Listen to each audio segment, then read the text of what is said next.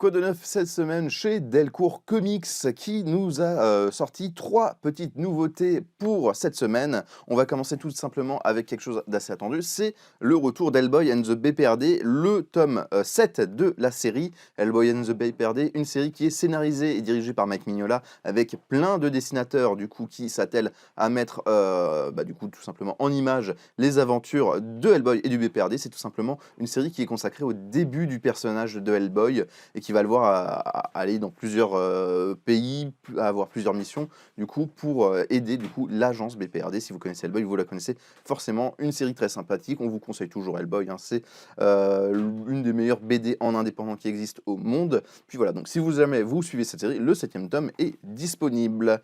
On va continuer chez Delcourt avec une sortie très très particulière. C'est le retour de Red Room avec un tome 2 et notamment la compilation des numéros de la deuxième série Red Room Trigger Warning. Red Room, c'est une série qui est assez spéciale de Ed Piscor, qui est une série qui en fait simplement voit une certaine groupe de personnes qui, en fait, à travers le dark web,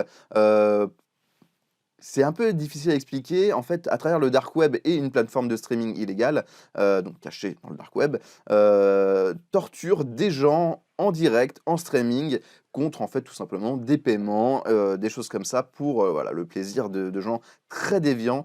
C'est une critique complètement folle de la société, des nouveaux médias qui sont disponibles sur le dark web et internet. C'est quelque chose qui est très fou, qui est extrêmement gore. On est vraiment dans du torture porn. Voilà, Saw n'a rien à envier à ça. C'est quelque chose de très dérangeant, de très bizarre. C'est vraiment pas du tout à mettre entre toutes les mains. C'est pour les gens les plus avertis d'entre vous. Mais voilà, le tome 2 est sorti. On voulait vous le mentionner, notamment cette série qui est voilà, très particulière, mais aussi très dérangeante.